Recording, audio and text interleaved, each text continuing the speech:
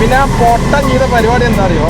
പിന്നെ വേറൊന്നും കേട്ടോ സുഹൃത്തുക്കളെ, നിങ്ങൾ റോഡിലൂടെ മര്യാദപൂർവ്വം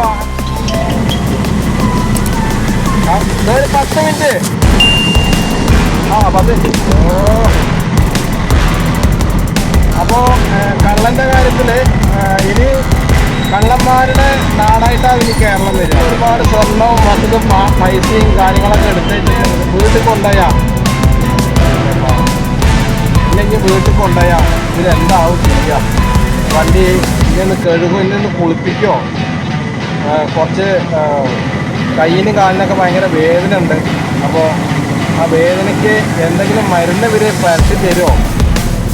അതോ ഇനി നേരെ ഇങ്ങനെ കൊണ്ടുപോയി ഇറക്കിയിട്ട് അവരവരെ പാട്ടിന് പോവുണ്ടാവൂലേ? അങ്ങനെയൊക്കെയാവും JCB ചിന്തിക്കുന്നുണ്ടാവുക.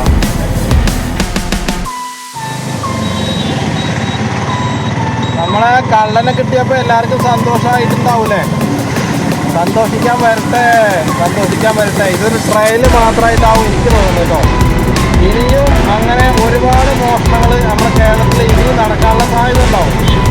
കാരണം ഇത് പഠിക്കാത്തൊരു കള്ളനാണ്, പഠിച്ച കള്ളനല്ല. അപ്പോൾ നമ്മൾ ഈ ഓൺലൈൻ തട്ടിപ്പൊക്കെ നിങ്ങൾ കേട്ടിട്ടില്ലേ? ഇപ്പോൾ ഇവിടെ തന്നെ മണ്ണാർക്കാടിൽ നിന്നൊരു 15 പേര് ഓൺലൈൻ തട്ടിപ്പിൽ ഇരയായിട്ടുണ്ട് ഇതാണ്.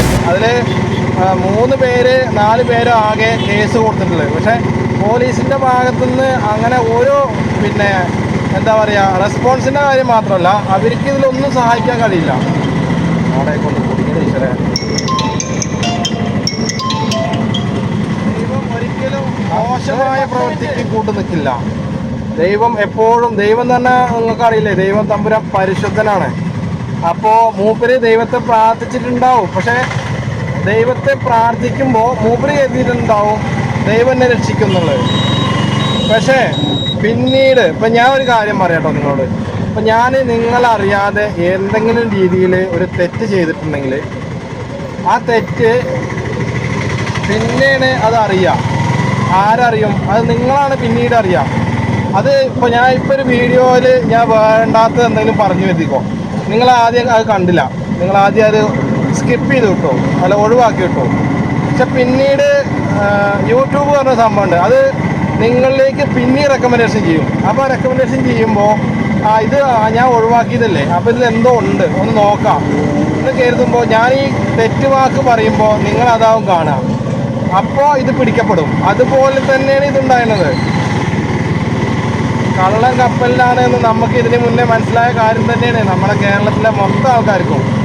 അത് കുറേ ആൾക്കാർ കമൻറ്റ് വഴി ഓരോ വാർത്താ ചാനലിനെയൊക്കെ അറിയിച്ചിട്ടുണ്ടാവും. ഈ കമൻറ്റ് വഴി അറിയിക്കുന്നത് കൊണ്ട് ന്യൂസുകാർ പോലീസുകാർക്ക് റിപ്പോർട്ട് ചെയ്തിട്ടുണ്ടാവും, ഇന്നമാതിരി വലിയ വലിയ ചാനലുകാർ.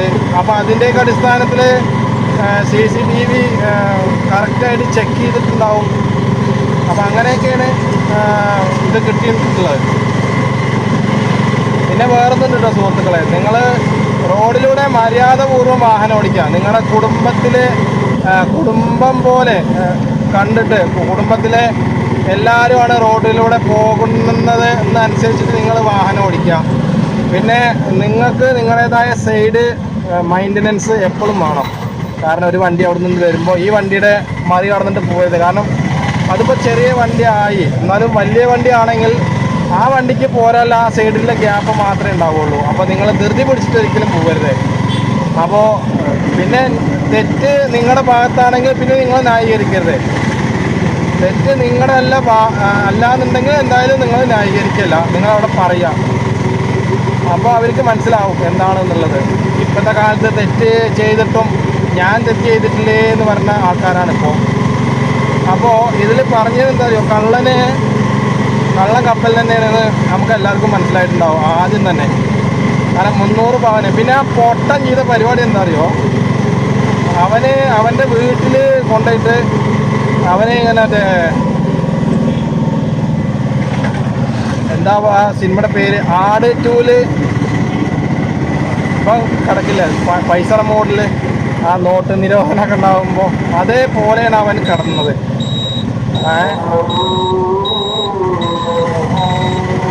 പിന്നെ അങ്ങനെ വീട്ടിലൊന്നും കൊണ്ടുവയ്ക്കാൻ പാടില്ല സുഹൃത്തെ. ഇനിയെങ്കിലും നീ മനസ്സിലാക്കുക, വീട്ടിലല്ല കൊണ്ടൊക്കെ, നീ വേറെ എവിടെയെങ്കിലും കൊണ്ടുവയ്ക്കണം. അപ്പോഴല്ലേ നിന്റെ ഭാഗത്ത് തെറ്റില്ലാന്ന് അറിയുള്ളൂ. പിന്നെ അവിടെ തന്നെ നിന്നു എന്നാ പറയണത്. അതായത് മൂപ്പര് എങ്ങോട്ടും പോയില്ല അത്രേ. പാവം. അത് പേടിച്ചിട്ടല്ല, അത് പക്വതല്ലാണ്ടാണത്. അതായത് മോഷണത്തിൽ പക്വതല്ല, അതാണ് സംഭവം. അപ്പോൾ മൂപ്പര പോവാതെ അവിടെ തന്നെ നിന്നു എന്നാണ് പറയണത്. അത് നിഷ്കളങ്കനായ ഒരു കള്ളനും കൂടി കേട്ടോ. വെറുതെ വിടണമെന്നല്ല ഞാൻ പറഞ്ഞത്, വെറുതെ വിടാൻ പാടില്ല. പക്ഷേ പിന്നെ പോലീസുകാർ ചെയ്യേണ്ട കാര്യം എന്താ വെച്ച് കഴിഞ്ഞാൽ, ഈ കക്കാനുണ്ടായ സാഹചര്യം കൂടി ആ കക്കണ ആളെടുത്ത് ചോദിക്കണം. എന്താണ് നിങ്ങൾ മോഷ്ടിക്കാനുള്ളൊരു സാഹചര്യം ഉണ്ടായത് എന്ന് കൂടി ചോദിക്കണം. ഞാൻ പറയുമ്പോൾ ഒരു 1-2 ലക്ഷം റുപ്യ ഫൈൻ അടപ്പിച്ചിട്ട് ഒരു 5 കൊല്ലം ജയിൽ ശിക്ഷ അനുഭവിക്കുക, അത് ചെറിയ ശിക്ഷയാണ് ഇപ്പോഴത്തെ കാലത്ത്. എന്തായാലും നമ്മൾ ജയിലിൽ കിടക്കുകയാണ് ഏറ്റവും നല്ലത്. കാരണം എന്താ വെച്ച് കഴിഞ്ഞാൽ ഒന്നും അറിയണ്ട. ഇതെന്താ വെച്ച് കഴിഞ്ഞാൽ മൂപ്പര് പ്രാരാബ്ദം കൊണ്ട് ചെയ്തിക്കാവുന്ന എൻ്റെ അഭിപ്രായം. അല്ലാതെ എന്താ പറയുക, ആഡംബരത്തിന് വേണ്ടി ചെയ്താവില്ല. കാരണം ആഡംബരത്തിന് വേണ്ടി ചെയ്യണ ഒരാളാണെങ്കിൽ 300 കോടിയും 30 പവനും കൊണ്ടും മൂപ്പര് എപ്പോഴോ കേസിലായിട്ടുണ്ടാവും, ഇന്ത്യ വിട്ടിട്ടുണ്ടാവും. അപ്പോൾ അത് മൂപ്പര് ആഡംബരത്തിന് വേണ്ടിയിട്ടല്ല, മൂപ്പര് എന്തോ പ്രാരാബ്ദം കൊണ്ട് ചെയ്തു പോയതായിരിക്കാം എന്നാണ് ഞാൻ മനസ്സിലാക്കുന്ന ഒരു കാര്യം കേട്ടോ. എന്തായാലും പറ്റിയത് പറ്റിപ്പോയി. ഇനിയിപ്പോൾ അടുത്ത കള്ളനെ തേടിയിട്ട് നമുക്ക് കാത്തിരിക്കാം. എന്താണ്, കള്ളന്മാരുടെ ഒരു ലോകം തന്നെ ഇരിക്കുന്നത്. കാരണം ആളില്ലാ കളരിയാണ് ഇപ്പോൾ കേരളം. ആളില്ലാ നാഥൻ. ഒന്നെങ്കിൽ ആശാന്റെ നെഞ്ചത്ത്, അല്ലെങ്കിൽ കളരിക്ക് പുറത്ത്. എന്തായാലും നമുക്ക് കാത്തിരുന്ന് കാണാം.